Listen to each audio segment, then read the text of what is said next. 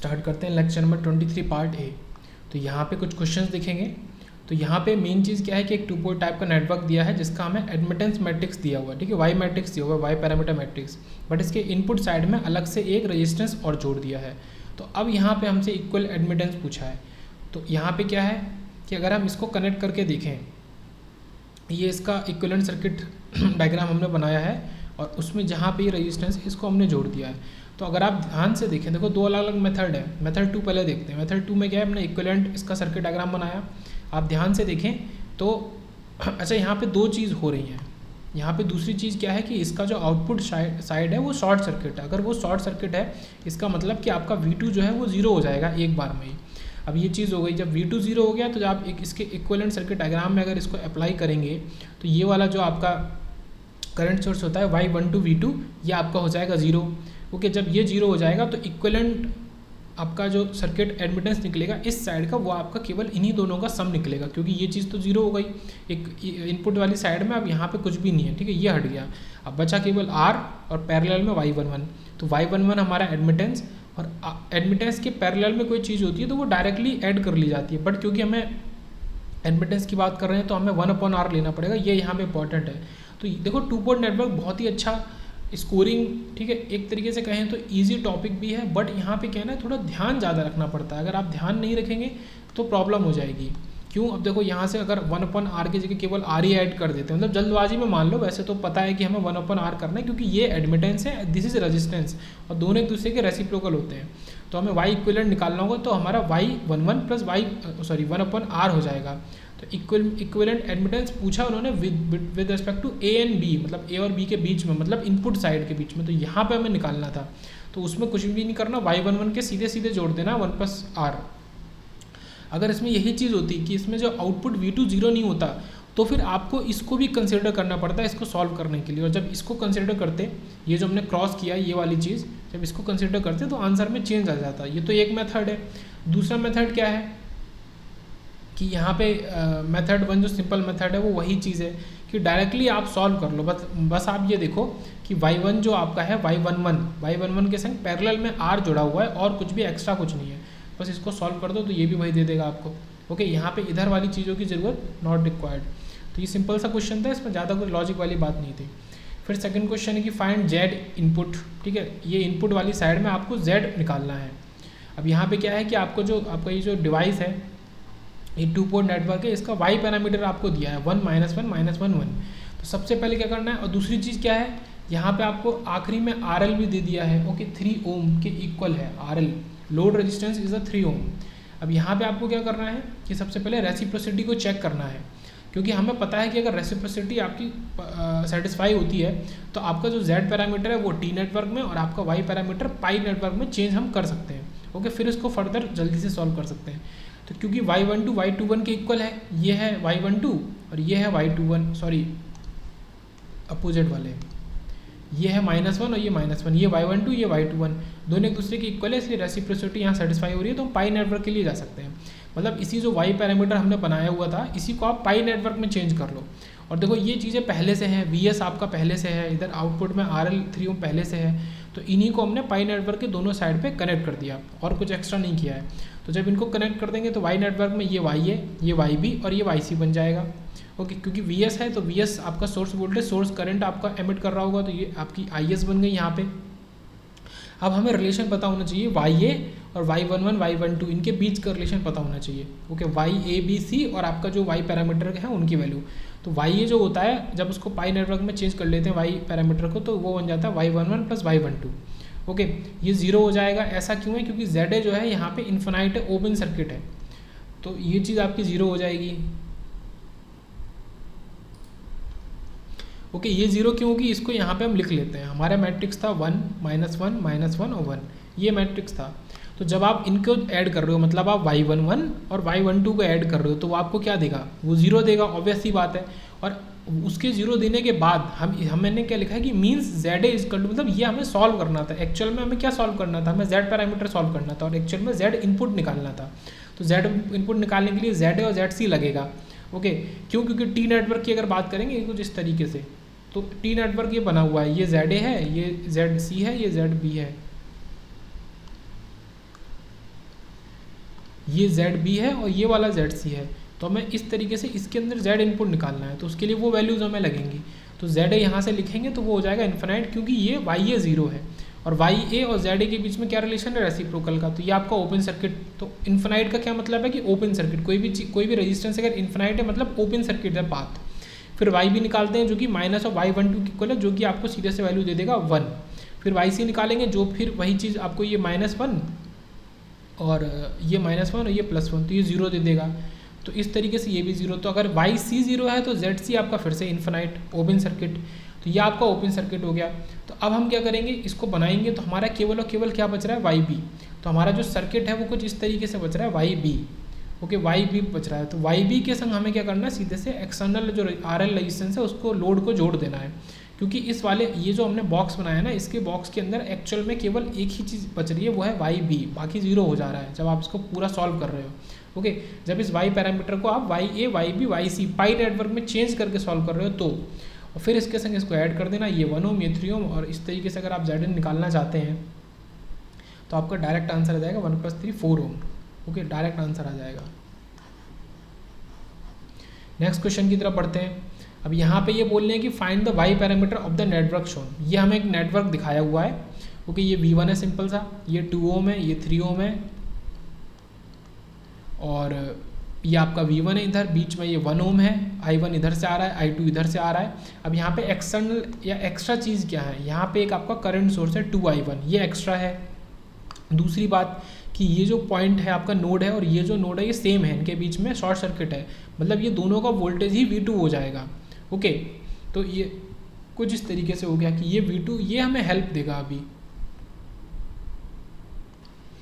तो यहाँ पे हम क्या करते हैं, KCL लगाते हैं नोड 1 पे और फिर नोड 2 पे। तो नोड 1 पे जब KCL लगाएंगे, इसका थोड़ा लॉन्ग आंसर है, ओके, पेशेंस के संग देखेंगे। तो नोड 1 मतलब ये वाली नोड, इस वाली नोड पे KCL लगाएंगे तो एक तो I1 करंट आ रही है और वो किसके इक्वल हो गई, एक तरफ हो गया V1/2 ओम, दूसरी तरफ हो गया V1 - V2/1 ओम। तो यही चीज़ है, I1 = V1/2 + V1 - V1/1।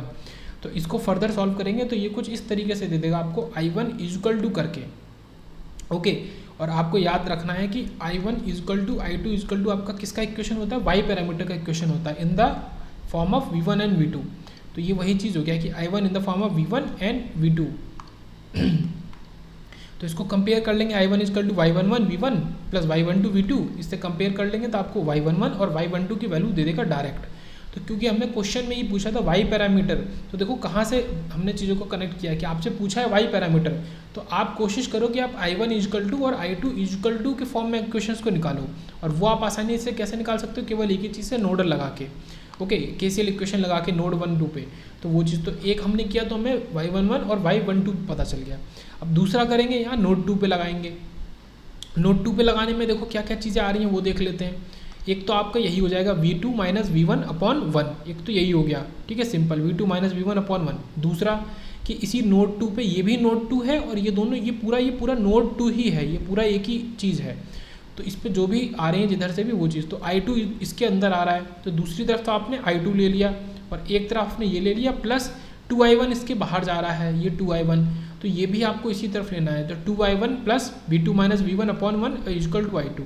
एक चीज़ और बच रही है कि ये जो V2 है और अपॉन ये 3 है, तो V2/3 मतलब जो इधर करंट जा रही होगी वो वाली करंट भी आपको लेनी है इस तरीके से।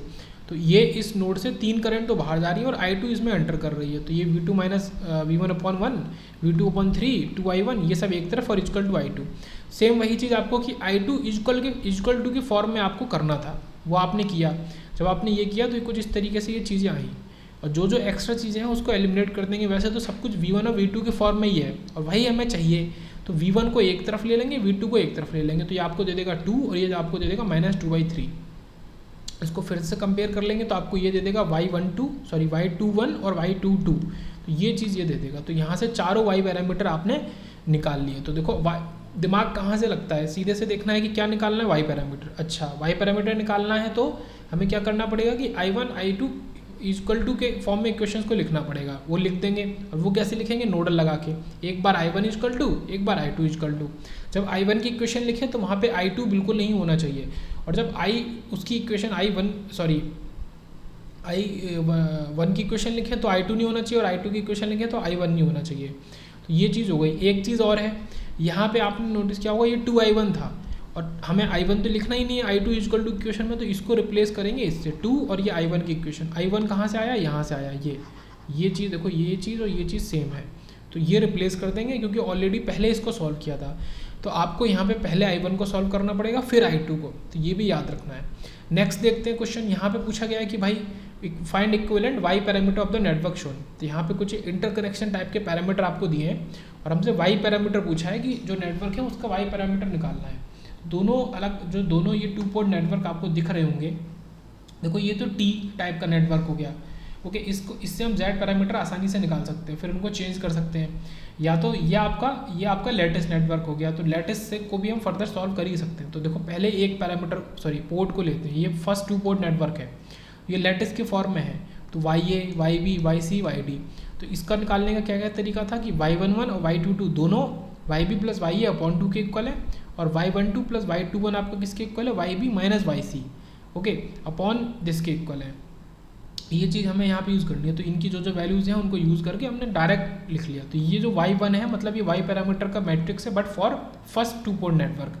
तो देखो ये तो आसानी से निकल सकता है, बट आपको जो लेटेस्ट नेटवर्क का YA, YB, YC, YD है और जो आपका Y पैरामीटर का Y11, Y12, Y21, Y22 होता है, उसके बीच में रिलेशन आपको पता होना चाहिए। ये चीज़ हो गई। अब आते हैं सेकंड वाले नेटवर्क पे।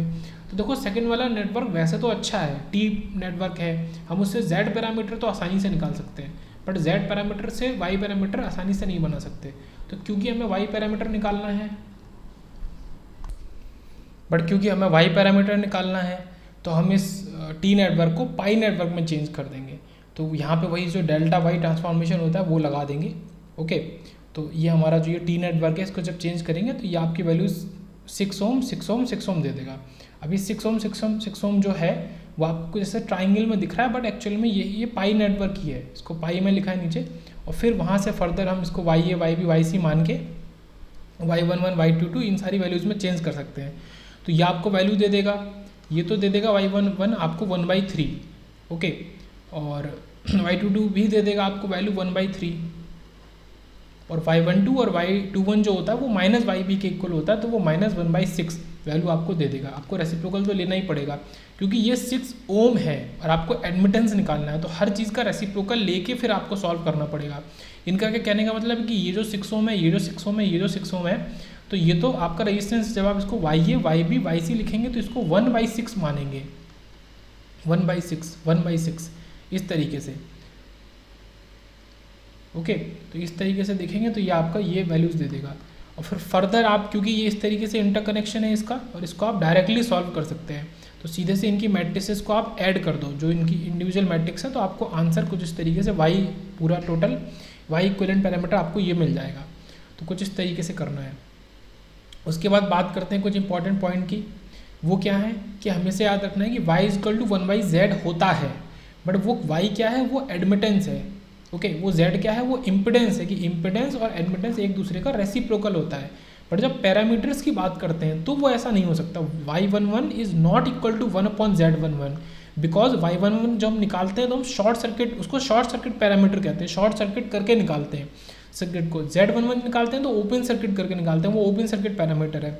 तो इस शॉर्ट सर्किट और ओपन सर्किट के डिफरेंस की वजह से हम कह सकते हैं कि Y11 is not equal to 1/Z11।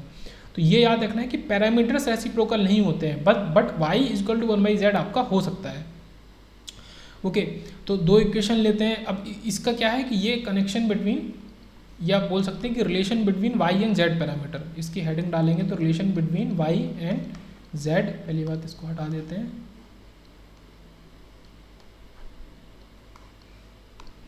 Y and Z parameter, तो ये इसकी हेडिंग हो गई।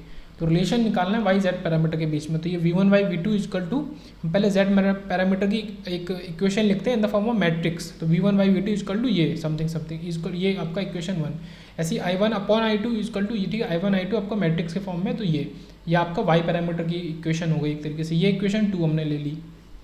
अब इनका ये तो बता ही दिया कि ऑलवेज रिमेंबर क्या आपको याद रखना है। अब इनका यूज़ करना है, तो इनका यूज़ करने के लिए क्या करेंगे, जैसे कि हम इक्वेशन 2 को ले रहे हैं, फ्रॉम इक्वेशन 2 फ्रॉम, तो इक्वेशन 2 को ले रहे हैं और उसमें इन्वर्स कर देंगे मतलब कि या बोले तो ये यहाँ पे यही डिफरेंस वाली बात है कि एक्चुअल में ये इक्वेशन आपका 2 से नहीं लिया गया है, ये इक्वेशन 1 से लिया गया है, फ्रॉम इक्वेशन 1। मतलब हमने क्या किया है कि इसको इधर ही रहने दिया है और इसको हम उधर ले गए। जब इस मैट्रिक्स को दूसरी तरफ ले जाएंगे V1/V2 वाली साइड पे, तो आपको इन्वर्स लेना पड़ेगा। ओके, और फिर हम इसी को मतलब ये जो निकल के आएगा 3 और इसको कंपेयर कर लेंगे 2 से, तो आपको वैल्यूज़ मिल जाएंगी। तो जब आप इसको इधर ले जाएंगे तो इन्वर्स का फॉर्मूला क्या होता है कि सीधे से होता है 1 आपका नीचे ये डिटर्मिनेंट। ओके, तो ये क्या दे देगा Z11 into Z22 minus Z21 into Z12, ये चीज़। तो ये Z डिटर्मिनेंट इसने दे दिया, तो 1 ये Z डिटर्मिनेंट, और ये वैल्यू आपका ये कोफैक्टर्स बन जाएंगे, तो ये चेंज हो जाएगा। ओके, ये दोनों इंटरचेंज हो जाएंगे और इधर इधर में आपका माइनस लग जाएगा, माइनस Z12 और माइनस Z21 और V1/V2। अब आप इक्वेशन 2 और 3 को कंपेयर करो, तो यहाँ पे लिखा भी है कि from equation 2 and 3, from equation 2 and 3, तो y11 इजकल टू आपको ये मिल जाएगा Z22 upon Z determinant, y12 आपका minus Z12 upon Z determinant. तो Z डिटर्मिनेंट तो आपका चारों में रहेगा ही डिनोमिनेटर में, और ऊपर आपका ये चीज़ हो जाएगा। तो ये आपको याद रखना है, ठीक है।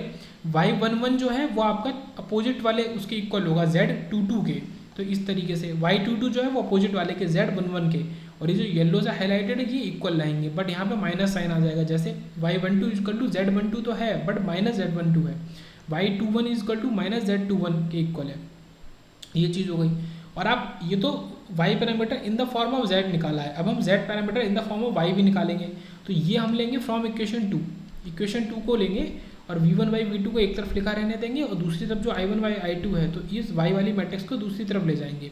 तो कुल मिला के इसका इन्वर्स लेंगे, तो इन्वर्स लेने के लिए फिर वही कि 1/y डिटर्मिनेंट, और यहाँ पे ये माइनस माइनस, इस तरीके से y22 is equal to y22 y minus y12, ये सब चीज़ें। जब इनको आप कंक्लूजन निकालेंगे इक्वेशन 1 और 4 से कम, ठीक है। इस इक्वेशन 4 को हम कंपेयर कर रहे हैं इक्वेशन 1 से, ठीक है, फ्रॉम इक्वेशन 1 and 4। तो Z11 आपको क्या दे देगा, अपोजिट वाला y22 याद रखेंगे, और नीचे तो y डिटर्मिनेंट सभी में रहेगा, चारों में रहेगा। ओके, Z22 क्या दे देगा, y11, और जो बीच के हैं Z12 वो आपका इक्वल रहेगा बट माइनस आ जाएगा, Z12 is equal to minus of y12 and Z21 is equal to minus of y21। तो ये चीज़ आपके हो गया, ये ठीक है, ये रिलेशन हो गया y और z पैरामीटर के बीच में। तो ज़्यादा हार्ड नहीं था, बट आपको सीधे से जो इक्वेशंस बनाई थी 1 और 2, उसमें इधर से उधर ले जाके इन्वर्स बनाना था और फिर कंपेयर करना था। अब बात करते हैं क्वेश्चन की, find equivalent admittance with respect to A and B.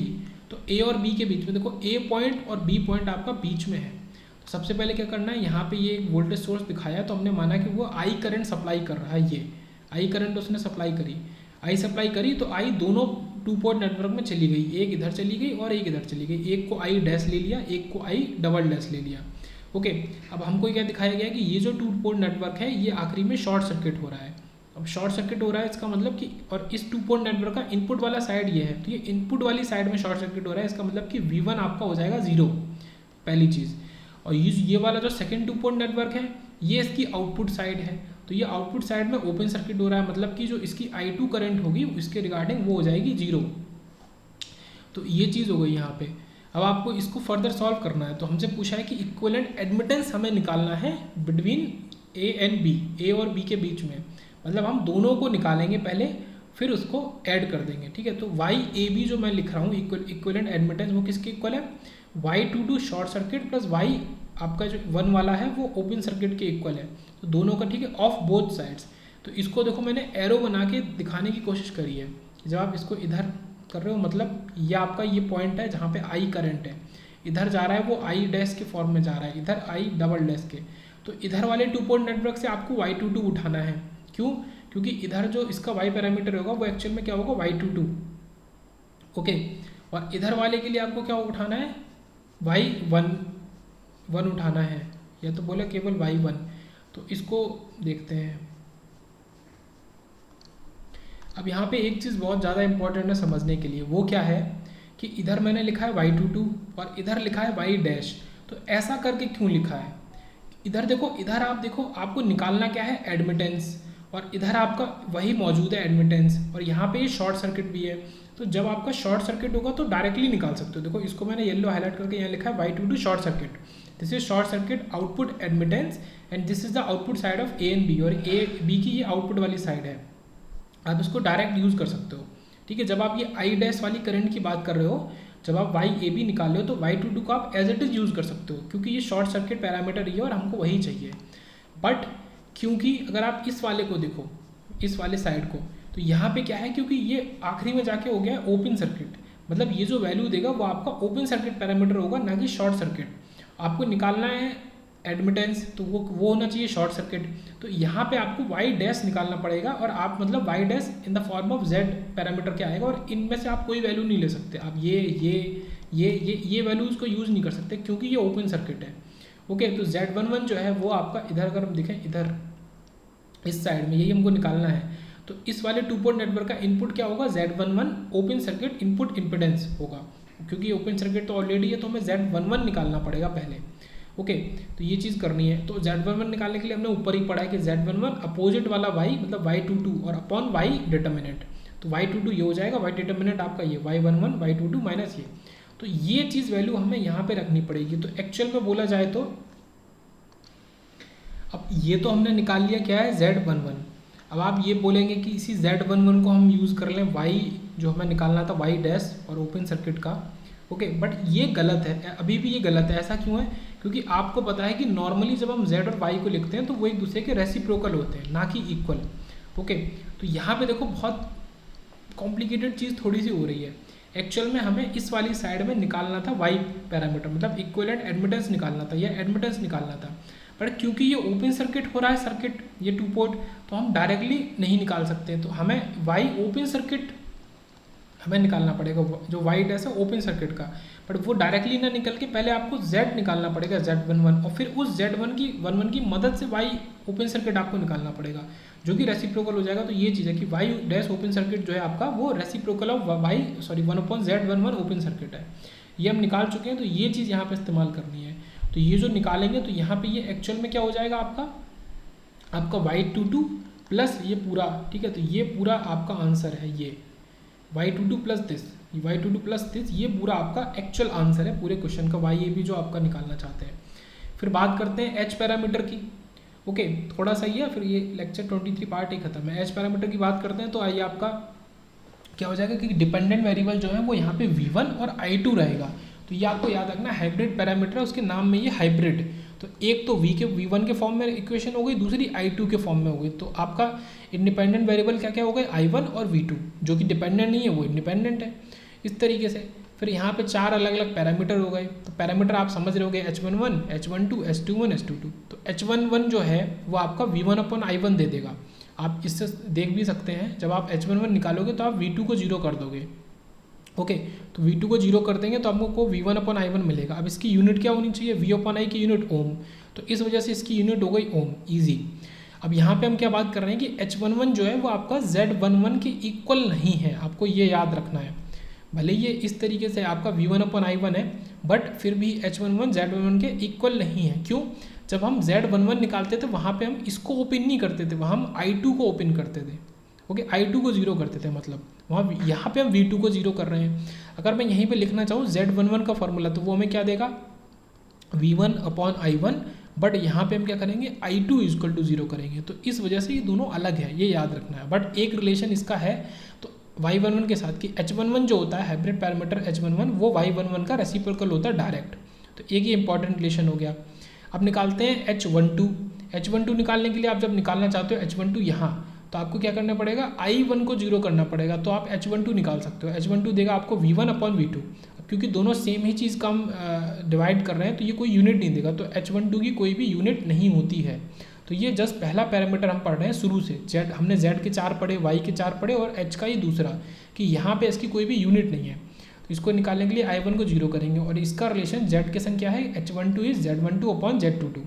तो देखो जो येलो से हाईलाइट है उसका क्या मतलब है कि उसका जो रिलेशन है वहाँ पे 2 टर्म यूज़ हो रहे हैं। जैसे h12 या h21 निकालने के लिए 2 पैरामीटर यूज़ हो रहे हैं, और जो ब्लू से हाईलाइट है वो सीधे रेसिप्रोकल हो रहा है। जैसे h11 निकालने के लिए आपको सिर्फ y11 की ज़रूरत है, या फिर h22 निकालने के लिए आपको केवल z22 की ज़रूरत है। अब फिर से आते हैं h22 पे। h22 को निकालने के लिए आपको क्या करना पड़ेगा, ये निकालना है आपको h22। तो आप i1 को 0 कर दो, तो ये आपको क्या देगा, i2/v2। तो i/v की यूनिट क्या होती है, मो। ओके, जो एडमिटेंस की यूनिट होती है।